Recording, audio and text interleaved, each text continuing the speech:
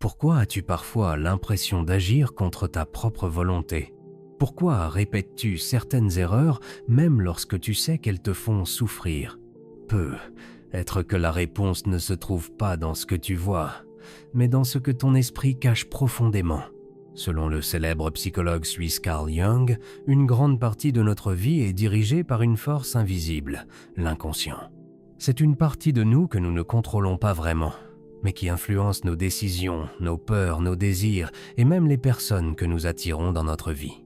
Tu penses peu être connaître qui tu es, mais si une partie de toi restait cachée dans l'ombre, dirigeant silencieusement tes choix, dans cette vidéo, tu vas découvrir ce que ton inconscient cache, pourquoi certaines émotions te contrôlent sans que tu le réalises, et comment comprendre cette partie invisible pourrait bien changer complètement la façon dont tu vois ta propre vie. Pour comprendre ce qui se passe réellement en nous, il faut d'abord explorer une idée centrale développée par le célèbre psychologue suisse Carl Jung, l'inconscient. Selon Jung, notre esprit fonctionne comme un immense iceberg. La petite partie visible au-dessus de l'eau représente la conscience. Nos pensées, nos décisions volontaires et ce dont nous sommes pleinement conscients dans le moment présent. C'est cette partie que nous pensons contrôler. Mais sous la surface se cache une partie beaucoup plus vaste et plus profonde, l'inconscient. Cette zone invisible contient nos souvenirs oubliés, nos peurs enfouies, nos désirs refoulés et même des aspects de notre personnalité que nous refusons parfois de reconnaître. La différence entre la conscience et l'inconscient est donc essentielle. La conscience observe et analyse, tandis que l'inconscient agit silencieusement en arrière-plan, influençant nos émotions, nos réactions et nos comportements. Ainsi, beaucoup de nos décisions ne viennent pas seulement de la logique ou de la réflexion consciente.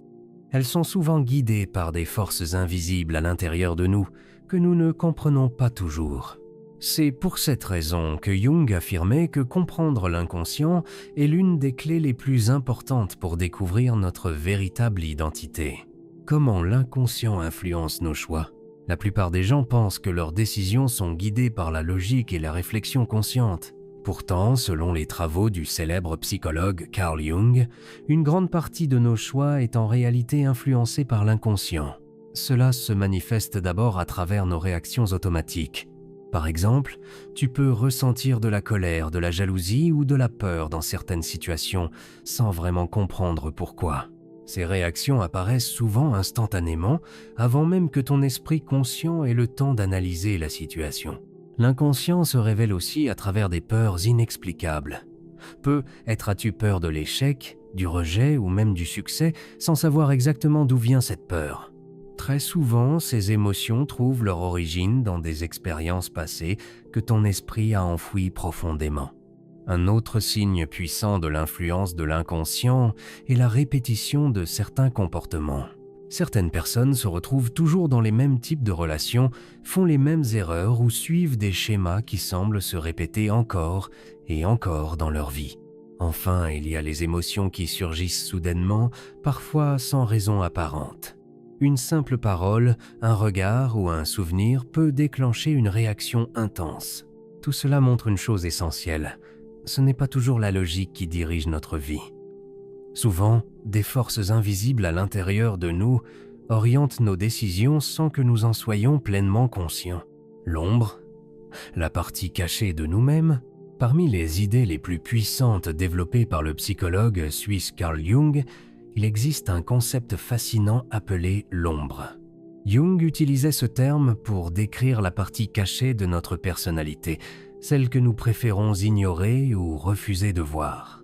Dès l'enfance, nous apprenons à montrer certaines facettes de nous-mêmes qui sont acceptées par la société, être gentil, poli, calme ou raisonnable. Mais en même temps, d'autres aspects de notre personnalité sont rejetés ou réprimés. La colère, la jalousie, l'orgueil, l'envie ou même certaines peurs sont souvent considérés comme négatifs. Pour être acceptés, nous apprenons alors à les cacher profondément dans notre inconscient. Ces aspects rejetés ne disparaissent pourtant pas. Ils continuent d'exister dans ce que Jung appelait l'ombre, une zone psychologique où se trouvent toutes les parties de nous-mêmes que nous refusons d'accepter. Mais l'ombre ne reste pas silencieuse. Très souvent, elle s'exprime à travers la projection. Cela signifie que nous avons tendance à voir chez les autres les traits que nous refusons de reconnaître en nous. Par exemple, une personne qui critique constamment l'arrogance des autres peut, sans s'en rendre compte, cacher sa propre fierté intérieure. Quelqu'un qui déteste la jalousie chez les autres peut lui-même ressentir une jalousie qu'il refuse d'admettre. Ainsi, lorsque nous jugeons fortement quelqu'un, il est parfois possible que nous soyons en train de regarder un reflet de notre propre ombre. Comprendre cette partie cachée de nous-mêmes est une étape essentielle pour se connaître réellement, car ce que nous refusons de voir en nous continue souvent d'influencer notre comportement dans l'ombre. Les signes que ton inconscient parle, même si nous ne le remarquons pas toujours, l'inconscient cherche constamment à s'exprimer. Selon le psychologue suisse Carl Jung, cette partie cachée de notre esprit ne reste jamais complètement silencieuse. Elle trouve souvent des moyens subtils pour communiquer avec nous. L'un des moyens les plus connus est le rêve. Pendant que notre esprit conscient se repose, l'inconscient devient beaucoup plus actif. Les images étranges, les symboles ou les situations inhabituelles que nous voyons dans nos rêves peuvent parfois refléter des émotions profondes, des peurs cachées ou des désirs que nous n'osons pas reconnaître dans la vie éveillée. Un autre signe apparaît à travers les lapsus. Il arrive parfois que nous disions un mot à la place d'un autre, révélant involontairement une pensée que nous n'avions pas l'intention d'exprimer. Ces petites erreurs de langage peuvent sembler insignifiantes, mais elles montrent parfois que quelque chose dans l'inconscient cherche à se manifester. Il existe aussi les réactions émotionnelles disproportionnées. Une simple remarque, un regard ou une situation banale peut provoquer une colère intense, une tristesse soudaine ou une anxiété inattendue. Dans ces moments-là, la réaction n'est pas toujours liée uniquement à la situation présente, mais peut être connectée à des expériences plus profondes enfouies dans l'inconscient. Enfin, il y a les attirances inexplicables. Nous pouvons parfois être attirés par certaines personnes, certains lieux ou certaines situations sans comprendre pourquoi. Ces attirances peuvent être influencées par des aspects de notre inconscient qui cherchent à s'exprimer ou à être reconnus. Tous ces signes montrent une chose importante. L'inconscient ne cesse jamais vraiment de communiquer avec nous, même si nous ne savons pas toujours comment interpréter ces messages. Season. Pourquoi ton inconscient cache certaines choses? Si l'inconscient joue un rôle aussi important dans notre vie, une question essentielle se pose. Pourquoi certaines choses restent-elles cachées? Pourquoi notre esprit ne nous montre-t-il pas tout clairement? Selon le psychologue suisse Carl Jung, l'une des principales raisons est la protection du mental. Certaines expériences, émotions ou souvenirs peuvent être trop douloureux pour être affrontés directement. Pour éviter une souffrance trop intense, l'esprit repousse ces éléments dans l'inconscient. Les traumatismes du passé peuvent aussi être une cause importante. Des expériences difficiles vécues pendant l'enfance ou à certaines périodes de la vie peuvent être enfouies profondément dans l'esprit. Même si nous n'en avons plus un souvenir clair, ces événements peuvent continuer à influencer nos émotions et nos réactions. Il existe également la peur du rejet social. Dès notre plus jeune âge, nous apprenons qu'il y a certaines pensées, émotions ou comportements que la société n'accepte pas facilement. Pour être aimés et acceptés, nous pouvons alors cacher certaines parties de nous-mêmes, parfois même sans nous en rendre compte. Enfin, il y a la construction de l'ego, cette image que nous voulons donner de nous-mêmes. Nous aimons penser que nous sommes une certaine personne, raisonnable, forte ou gentille. Mais certaines vérités sur nous-mêmes peuvent contredire cette image. L'inconscient intervient alors pour les garder hors de notre conscience. L'idée essentielle est donc la suivante. Certaines vérités restent cachées non pas pour nous tromper, mais pour nous protéger. Sceptre, le danger d'ignorer ton inconscient. Ignorer l'inconscient peut sembler facile, car cette partie de l'esprit reste souvent invisible. Pourtant, selon le psychologue suisse Carl Jung, ce que nous refusons de voir en nous ne disparaît jamais vraiment. Au contraire, cela continue d'agir dans l'ombre, influençant notre vie de manière silencieuse. L'un des premiers dangers est l'autosabotage. Il arrive parfois que nous détruisions nous-mêmes certaines opportunités sans comprendre pourquoi. Nous pouvons repousser une chance importante, créer des conflits inutiles ou abandonner quelque chose qui pourrait pourtant nous rendre heureux. Souvent, ces comportements sont liés à des peurs ou à des croyances inconscientes.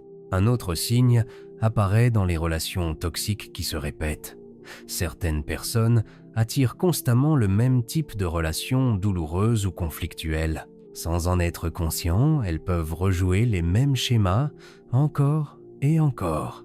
Ignorer l'inconscient peut aussi provoquer un sentiment de vide intérieur.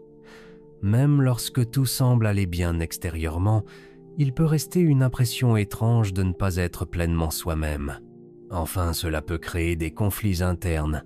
Une partie de nous veut avancer, tandis qu'une autre semble résister. C'est pourquoi Jung affirmait une idée profonde. Ce qui reste inconscient finit souvent par diriger notre destin jusqu'au jour où nous décidons enfin de le comprendre. 8. Comment commencer à découvrir ton vrai moi?